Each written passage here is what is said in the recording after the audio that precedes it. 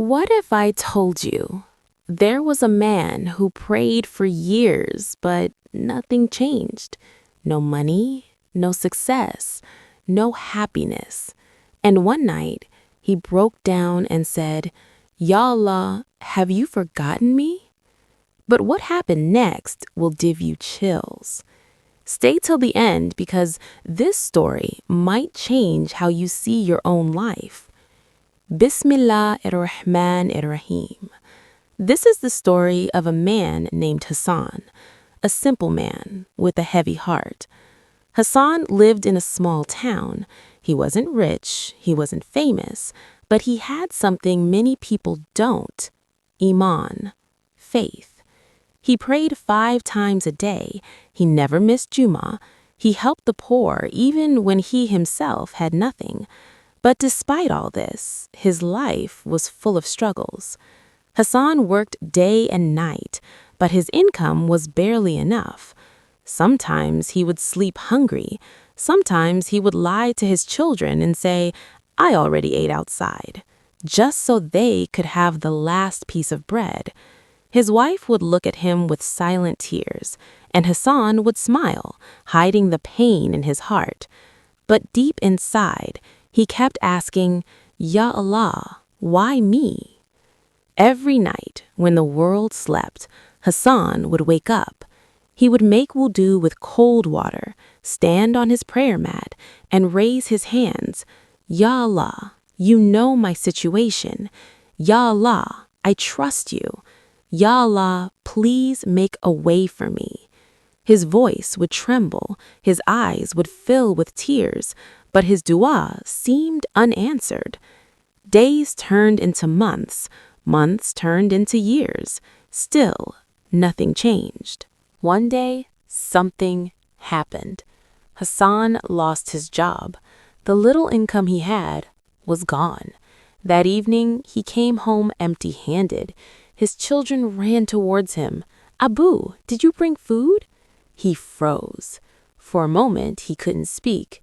Then he forced a smile and said, Tomorrow, inshallah. That night, his children slept hungry. His wife cried quietly, and Hassan sat alone in the dark.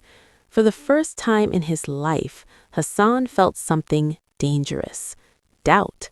He looked up at the sky and said, Ya Allah, I prayed, I trusted, I waited. Why is nothing changing? Have you forgotten me? And then he broke down. Tears fell like rain. His heart felt heavy, and his soul felt lost. The next morning, Hassan went out, not knowing where to go. No job, no money, no hope. As he walked through the streets, he saw an old man sitting near a masjid. The man looked poor but peaceful. Hassan sat beside him. After a few moments, the old man spoke. You look troubled, my son. Hassan sighed. My life is falling apart. I pray, but nothing changes. I feel like Allah is not listening. The old man smiled gently and said something that would change Hassan forever. The old man said, Do you think Allah ignores your prayers? Or do you think He is preparing something bigger? Hassan stayed silent. The old man continued, When a child asks for something harmful, does the mother give it? Hassan shook his head. No. Exactly, the old man said. Sometimes Allah delays because He loves you. Sometimes He tests you because He wants to raise you. And sometimes He keeps you waiting because what's coming is beyond your imagination. Those words hit Hassan's heart. For the first time, he thought differently. Maybe his du'as weren't rejected. Maybe they were delayed. Maybe Allah was still listening, even when nothing seemed to change. Hassan felt a small light inside his heart. That night, Hassan stood again for tahajjud, but this time his words were different.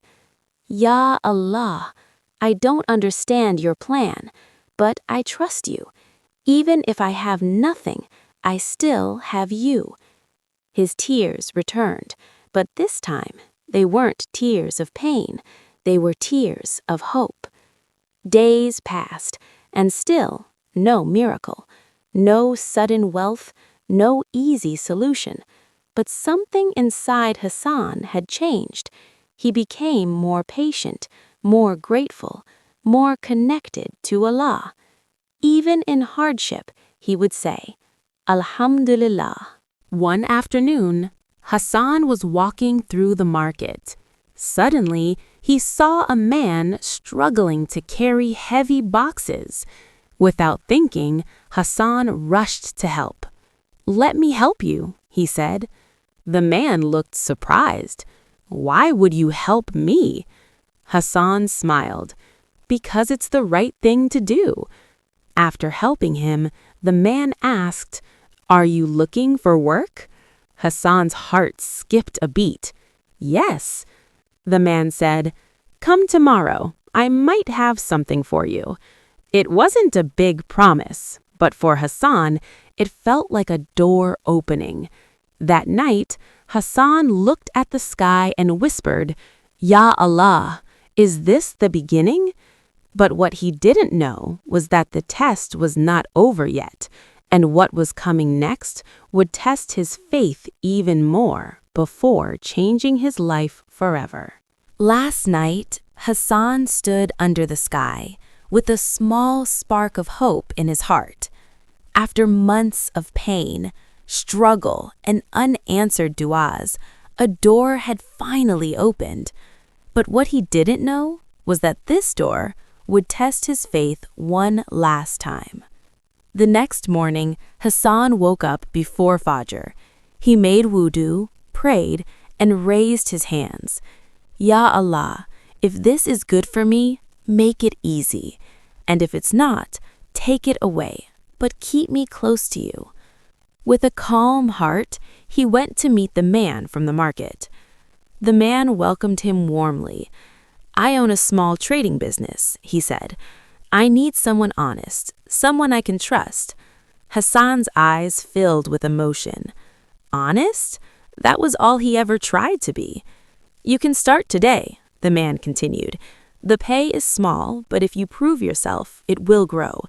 Hassan didn't hesitate. "Alhamdulillah, I accept." Days turned into weeks. Hassan worked harder than ever before. He arrived early, left late. He never complained. Even when the work was difficult, even when his body was tired, he kept saying, "Alhamdulillah." Customers began to notice him. They trusted him. They respected him. And slowly, the business began to grow. But just when things started improving, another test came.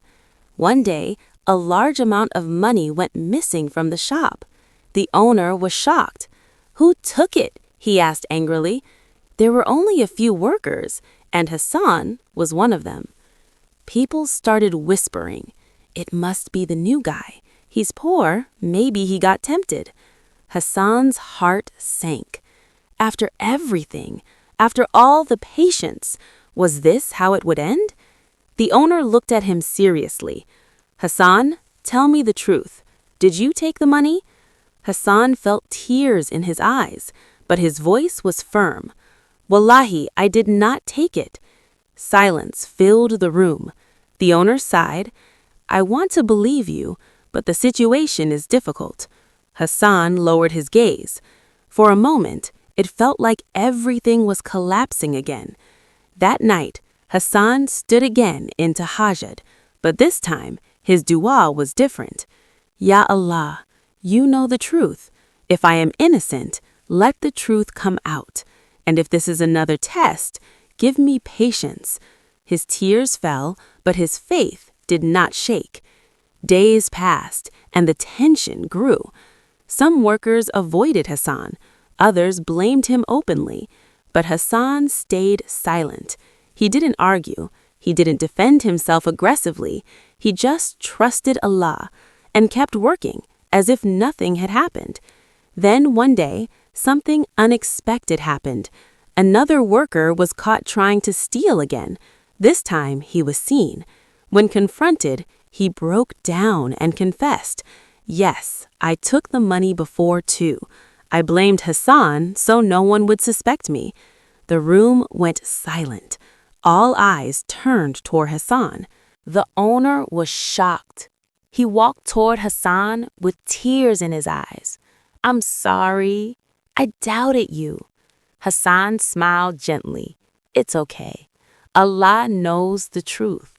The owner shook his head. "No, today I learned something.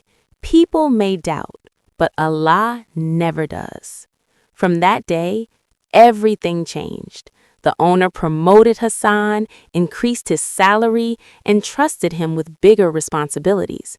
But more importantly, Hassan's respect grew. People who once doubted him now admired him.